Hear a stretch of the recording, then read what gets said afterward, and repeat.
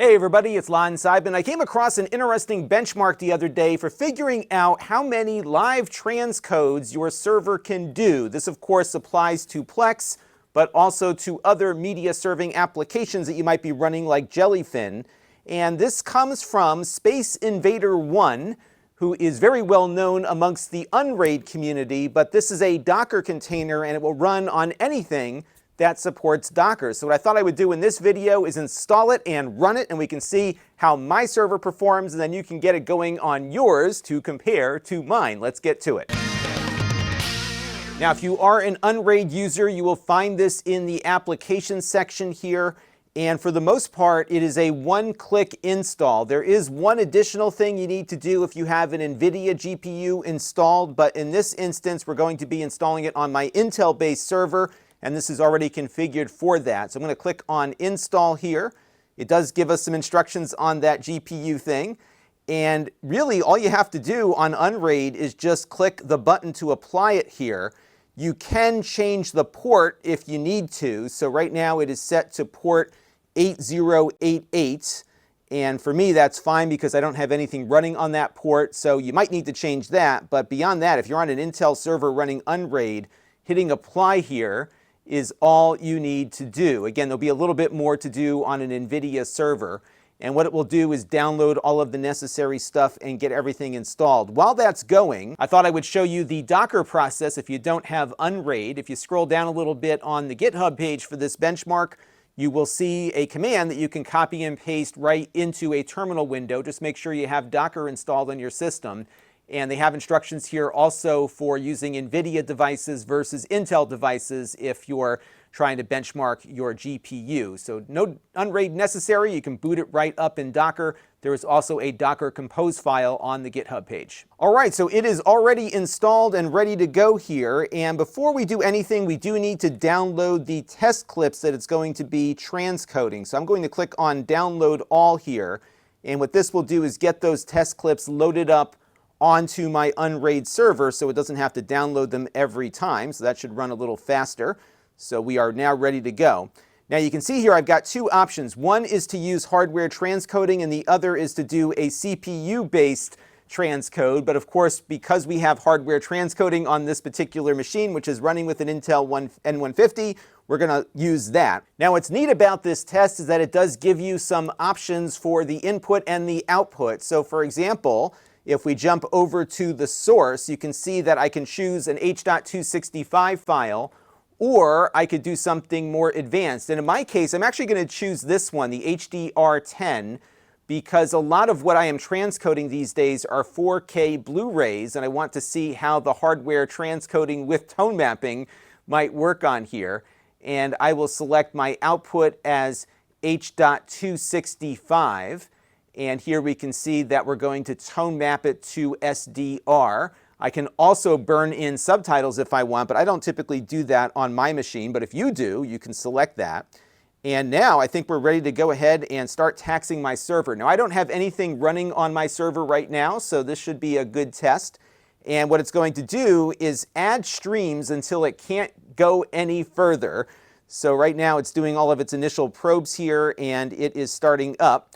And as you can see here, we're able to basically run one stream here with that hardware transcoding and the HDR tone mapping. So this server is probably maxed out with a single stream. And as you can see here, as that test continues, we are now beyond the point where the GPU can keep up, at least doing this particular exercise. Now, the way this works is that the benchmark continually piles on simultaneous streams until it's unable to run them all concurrently at viewable speed. So this test is currently running under full speed with two simultaneous streams, which means that our end result will be a 1. Now this particular CPU seems to perform the best doing an H.264 to 264 encode. So here we ran the test going from 4K to 1080p, and here it's rating that test at 2. Now you're probably thinking that that machine should be doing better with that Intel processor inside, and I agree. And I think that's one neat thing about this benchmark is that it's able to uncover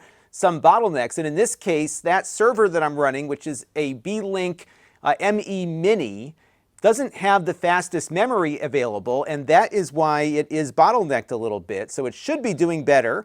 And so to test that, I've got another N150 based machine, and I'm going to run the very same H.264 to H.264 test here, and let's see how a non-constrained machine will do. This is a GM K-Tech G3 Plus, a little mini PC that used to be very affordable, and we'll let the test spin up here, and I think we'll see much better performance. And as you can see, we're doing much better here with less constrained memory. Let me let this test finish out and we'll see how that one does. So here we got a result of 3. So same processor, faster memory, better results. And I never noticed this in operation because I am the only one that uses my Plex server, so I'm the only one transcoding.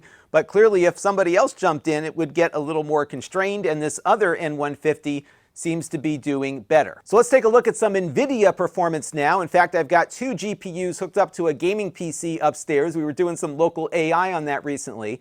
Now, to get the Nvidia thing to work, at least on an Unraid device, we first have to install the Nvidia driver here.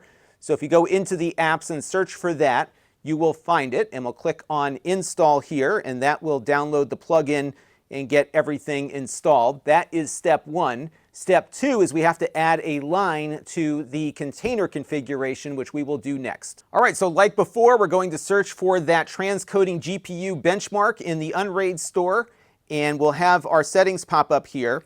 Now, my machine upstairs does not have an Intel GPU available, so I'm going to click on remove here under the Intel AMD line. You likely won't have to do this, but if you do get an error where it says it can't find this dev dry, just remove it and that will eliminate the issue. Now, the other thing we have to do according to the instructions here is add a runtime Nvidia line to our extra parameters. And what you might notice is that you don't see extra parameters here on the screen, and that's because we have to enable the advanced view to get to them. So to do that, we're going to click on this little switch here, and that will get us over to our extra parameters. I'm going to paste in that runtime Nvidia from the instructions, and I'm going to go ahead here and hit apply, and that should get everything up and running here. It'll just take a second for it to boot up.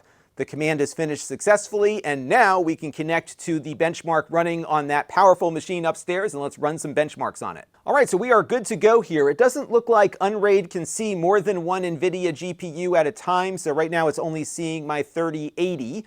So we're going to just run this, though, with that simple H.264 to 264 and see how much faster the Nvidia experience here is going to be versus our little Intel mini PC. Now, of course, this is going to consume a lot more power in doing its job here, but we should be able to get better performance out of it once this kicks on. So we'll let it get moving here, and it will start off a little slow and then kick in here, at least initially, at a 7 or 8x. Let's let the test finish out here, and we'll see what we get when it's done. And here we got a score of 7. It also gives us some idea as to the power consumption here. So the Nvidia makes sense under heavy load, not so much under light loads. Now, they also have a benchmark to measure how fast it can do conversions, because some folks like to pre-encode their media so that they don't have to do real-time transcoding. So if you have a lot of people using your server, pre-encoding, of course, will help deliver those files much more efficiently because you don't need to do the conversion on demand.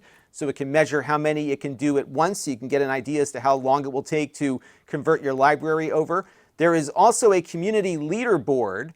So if you wanted to search and see how well your GPU is performing versus others, you can do a search here and pull up results from prior runs and see how you compare. So you've got a lot of data here that they're collecting from the community as well. So I found this tool to be tremendously helpful in figuring out what your server is capable of. And this is really a stress test. So in real life, you'll probably see better performance than the test indicates, because your users will have some buffering going on where the server will buffer ahead a bit to account for maybe some dips in performance that it might encounter. So you might do better than what the benchmark suggests, but it does give you a nice baseline to compare your server to others through that leaderboard tool.